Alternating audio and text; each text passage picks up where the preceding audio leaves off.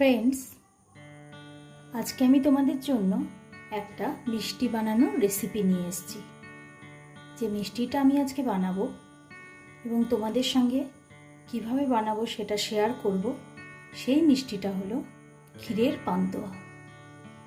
ক্ষীরের পান্তুয়া বানানোর জন্য প্রথমেই একটা চিনির রস বানিয়ে নিতে হবে বা শিরা, যার মধ্যে আমি পান্তুয়াটাকে ডোবাবো। চিনির রস বানানোর জন্য আমি এখানে 1 কাপ চিনি নিয়ে নিয়েছি।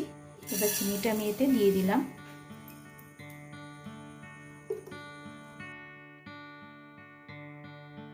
জল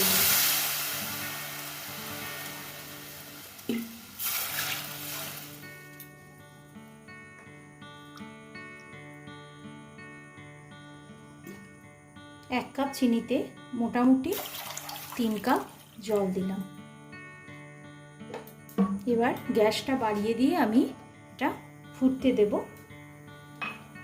খানিকটা ফোটার পর আমি তোমাদের দেখাবো কতটা ঘনত্বে এই রসটা বানাতে হবে। এটা এবার ফুটতে শুরু করুক। ততক্ষণ ছানা দিয়ে যে পান্তুয়ার মিষ্টিটা তৈরি করে নিতে হবে সেটা রেডি করে নেব। প্রথমেই ছানাটাকে আমি মাখিয়ে নেব।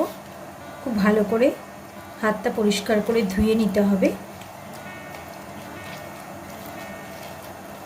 কারণ যে কোনো খাবার বানানোতে হাইজেনিক ব্যাপারটা ভীষণ প্রয়োজনীয়, যার জন্যই আমরা ঘরে বানিয়ে মিষ্টি খেতে ভালোবাসি, কারণ দোকানের থেকে অনেকটাই হাইজেনিক হয়।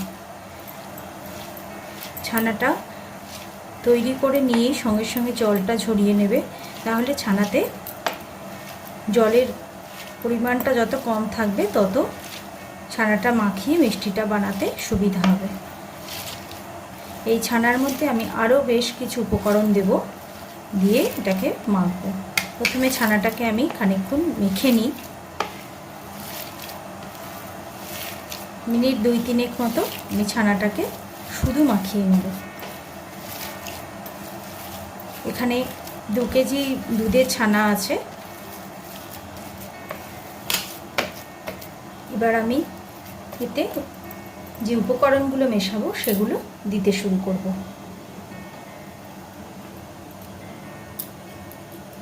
এই পরিমাণ ছানাতে আমাকে 4 চামচ মতো ময়দা দিতে হবে।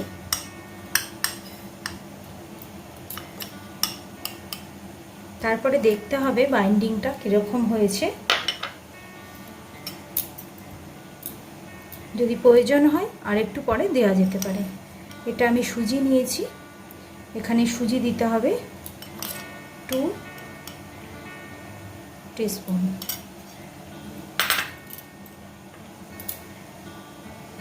আর এতে আমি 2 টিস্পুন মতো চিনি নিয়ে নেব।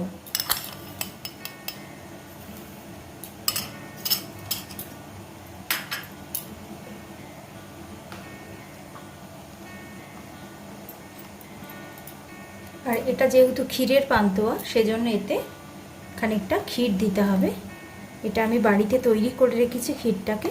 দেখো, জমাট ক্ষীর। বাড়িতে ক্ষীর তৈরি করে ফ্রিজে রেখে দিলে যে কোনো সময় সুবিধা মতো মিষ্টি বানিয়ে নেওয়া যায়। আর ঘরের তৈরি ক্ষীর সেটা অনেকটাই বেশি টেস্টি হবে। আর যদি তোমরা বাড়িতে তৈরি করতে না পারো, তাহলে কিনে নিয়ে এসেও সেই ক্ষীর দিয়েও এই পান্তুয়াটা তৈরি করতে পারো। আর আমার চ্যানেলে ক্ষীরের ভিডিও দেওয়া আছে, তোমরা তাতে দেখেও নিতে পারো। এখানে আমি মোটামুটি একটা আন্দাজ করে লেবেল করে 4 চামচ হবে এতে ক্ষীর দিয়ে দিলাম।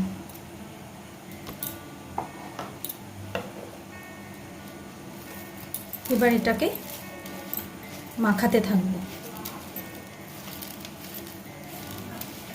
এই মাখানোটা আমাকে খুব ভালো করে মাখাতে হবে। মিনিট 10 মতো এটাকে খুব সুন্দর করে মাখতে হবে, যাতে যখন আমি ছানার বলগুলো তৈরি করব তখন গায়ে ফেটে ফেটে না যায়।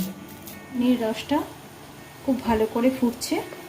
ফুটে এটা খানিকটা ঘন হওয়ার পর আমি কতটা ঘনত্বে এটা রাখবো তোমাদের সেটা দেখিয়ে দেবো। চিনির রসের মধ্যে আমি 2খানা এলাচ ফাটিয়ে দিয়ে দিলাম।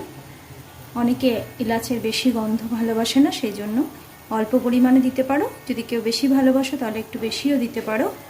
আবার কেউ যদি মনে করো যে এলাচের দানা মুখে পড়লে ভালো লাগে, অসুবিধা নেই, তাহলে এই মাখাটার মধ্যেও এলাচের দানা বের করে ছোট ছোট করে টুকরো করে এতে দিতে পারো। আমি আরও 1 চামচ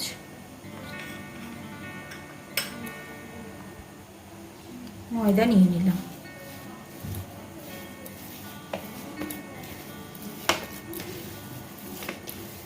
এবার আবারও খানিকক্ষণ ধরে মেখে যাব।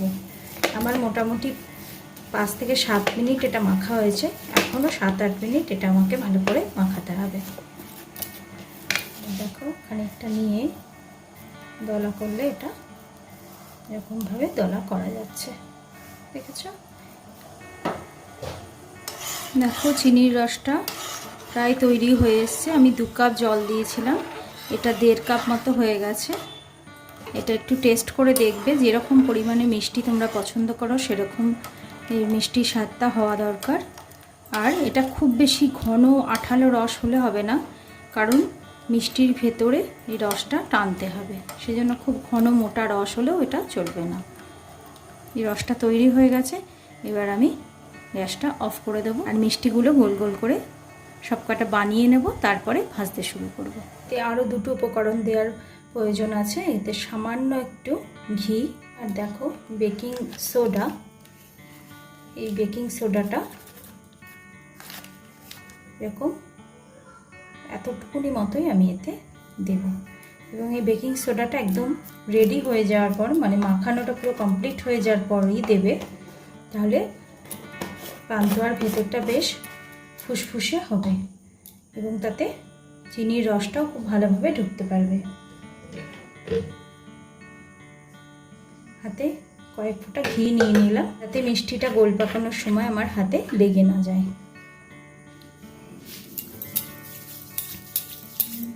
এবারে খাবার সোডার ঘিটাকে ভালো করে মাখিয়ে দিলাম। ঘি দেওয়াটা অপশনাল, তোমরা না দিলেও পারো। এতে ভাজার সময় তেলে একটু ঘি দিলে একই রকমের টেস্ট এসে যাবে। প্রথমে আমি এগুলোকে ছোট ছোট দলা দলা করে নেব।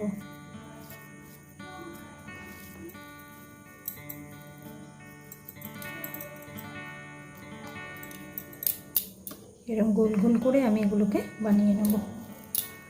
সাইজ তোমাদের নিজেদের পছন্দ মতো করবে, কেউ বড় বানাতে পারো, কেউ ছোট বানাতে পারো, আরও বড় তৈরি করতে পারো। যে কটা হবে মোটামুটি একটা ইকুয়াল সাইজ বানালে বেশি দেখতে ভালো লাগবে। এবার এ কটাকে আমি আগে ভালো করে তেলে ভেজে নেব। দেখো আমি একটা ডিপ কড়াই নিয়ে নিয়েছি। আমাকে যেহেতু এটা ডিপ ফ্রাই করতে হবে, সেজন্য ডিপ কড়াই নিতে হবে, যাতে ছানার বলগুলো ভালো মতো তেলের মধ্যে ডুবে যায়। আমি কড়াইয়ে তেল গরম করতে দিয়েছি, এটা আমি রিফাইন অয়েল ইউজ করছি। আর এতে আমি 2 চামচ ঘি দিয়ে দেব। দেখো তেল গরম হয়েছে কিনা, একটু সামান্য ছানার টুকরো দিয়ে আমি দেখব। হ্যাঁ, তেল খুব ভালো গরম হয়ে গেছে, উপর দিকে ছানার টুকরোটা ভেসে এলো। এবার আমি একটা একটা করে ছানার বল এতে দিতে থাকবো, বা পান্তুয়া।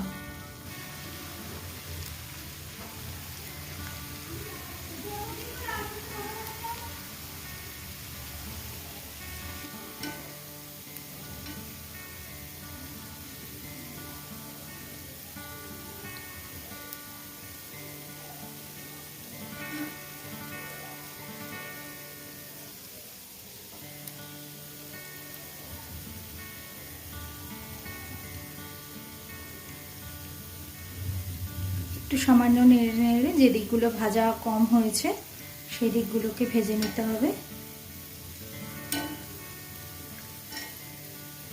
আর যেহেতু তেলটা এখনো গরম আছে খুব, তাই জন্য আমি গ্যাসটা কমিয়েই এটা ভাজছি। তাতেই দেখো সুন্দর ব্রাউন কালার হয়ে যাচ্ছে।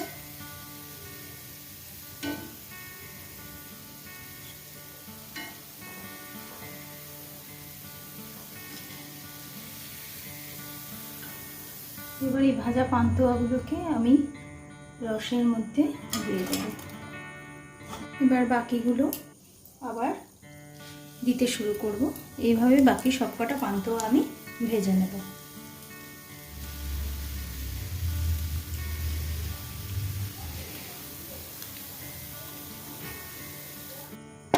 দেখো আগেরবার যে কটা পান্তুয়া আমি রসে ফেলে দিয়েছিলাম সেগুলো পুরো ভিজে নরম হয়ে গেছে, দেখতে পাচ্ছ ভীষণ সুন্দর নরম হয়েছে।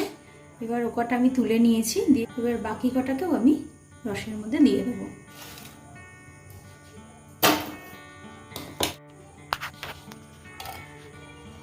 আমার পান্তুয়া বানানো রেডি। এই পান্তুয়া বানানোর রেসিপিটা তোমাদের কেমন লাগলো অবশ্যই কমেন্ট বক্সে জানাবে। আর আমার চ্যানেলটা যদি তোমাদের ভালো লেগে থাকে তাহলে অবশ্যই লাইক এবং শেয়ার করো। আর নতুন নতুন রান্নার রেসিপি পাওয়ার জন্য বেল আইকনটা প্রেস করে দিও। সাবস্ক্রাইব করতে ভুলো না কিন্তু। Thank you friends.